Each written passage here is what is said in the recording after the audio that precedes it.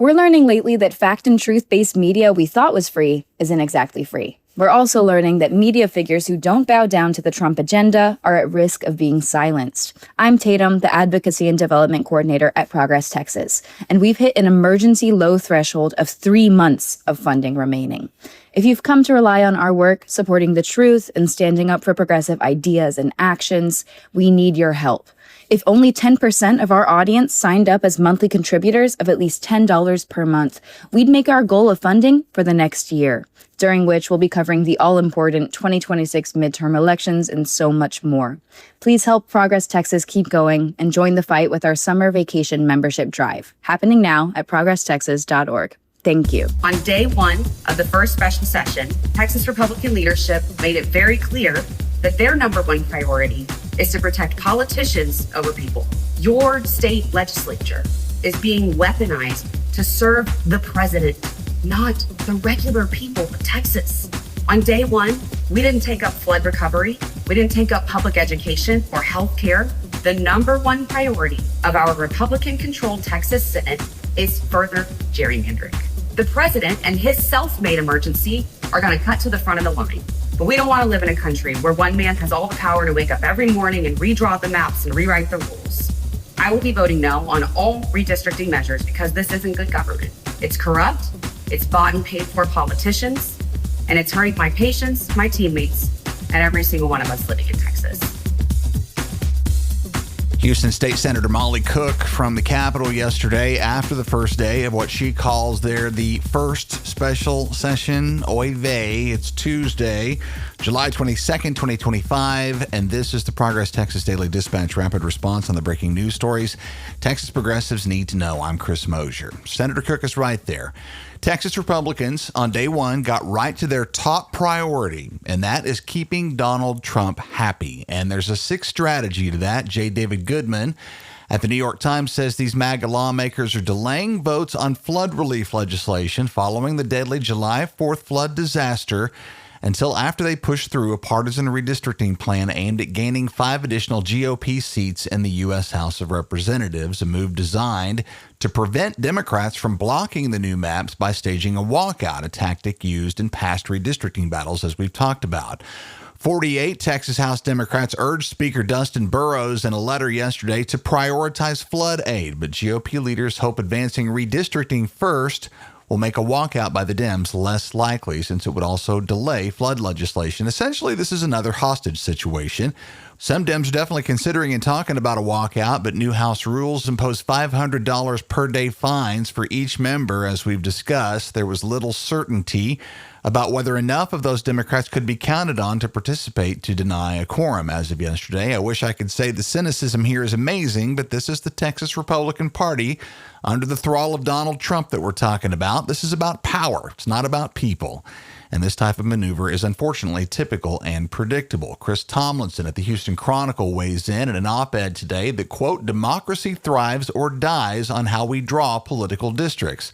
And the prognosis in Texas is not good, unquote, going on to go there, calling the mid-decade redistricting scheme anti-democratic and totalitarian. Tomlinson gives details on a software application called Red Apple, with which lawmakers can manipulate district lines to ensure safe GOP seats. The mid-decade timing is a little unusual here, but the tactic has become common in Texas, where historically redistricting has been regularly employed to suppress minority representation. In fact, every decade since 1960, courts have found the Texas legislature's maps illegal. Lawsuits are certain here, but the outcome is far from assured. While Abbott and Trump claim the new map redraw is needed for fairness, everybody else knows it continues a long-standing strategy of using race-neutral justifications to disenfranchise Democratic voters, which the U.S. Supreme Court currently allows. And of course, we note again, these aren't yesterday's courts, these are Trump's courts.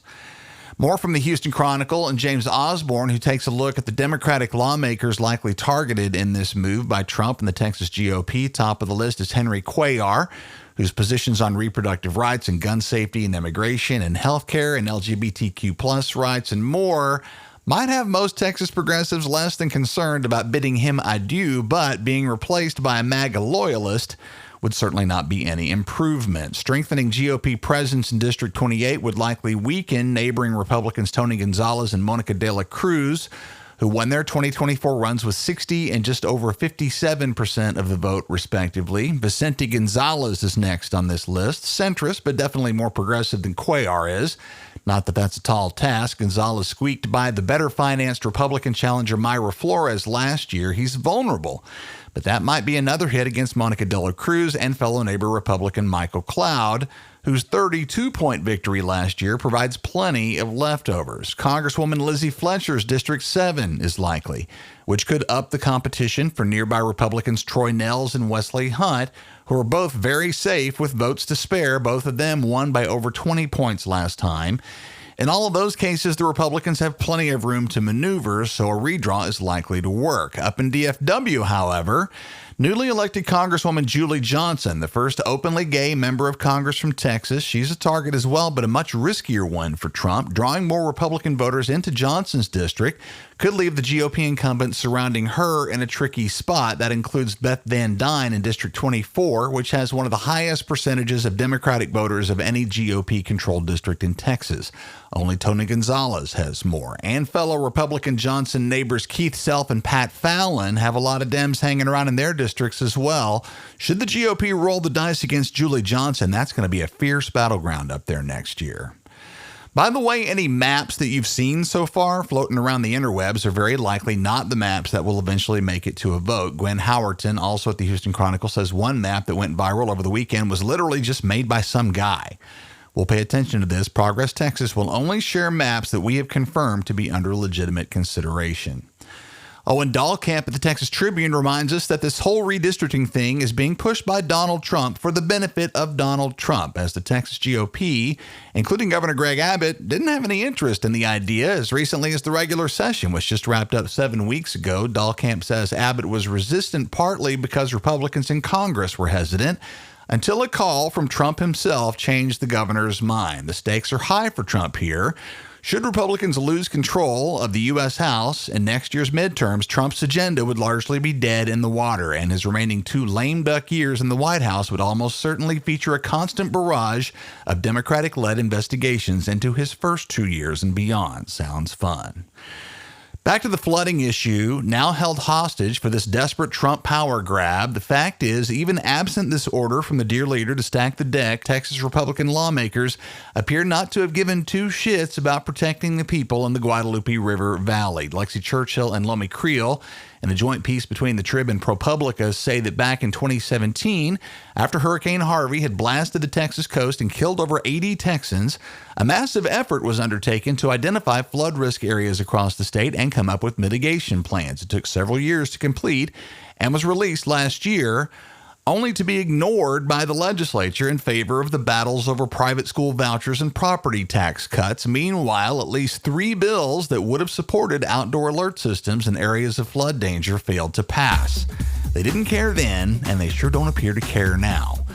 Our mission at Progress Texas is to counter the billionaire and corporate-funded conservative disinformation machine at a moment when funding for public and independent media outlets and media figures who don't bow down to MAGA is under full attack. Progress Texas relies on listener support to keep going, but lately, we've come within 3 months of running out of funding. And right now, we're in the middle of our summer vacation membership drive. If just 10% of our audience signs up for a monthly donation of at least $10, we'd be good for the next year, and we'd like to avoid going on a permanent vacation. We could use your support now as a monthly contributor. Please join the fight against authoritarianism and for progress in Texas right now at ProgressTexas.org. Thanks to brand new monthly supporters Mark Melton, Teresa Boisseau, and Kimberly Staffieri, all of whom are on board. We appreciate all of you very, very much. That's the Progress Texas Daily Dispatch for this Tuesday, July 22nd, 2025. Links to all these original stories can be found in our show notes. Progress Texas is a nonprofit rapid response media organization promoting progressive messages and actions.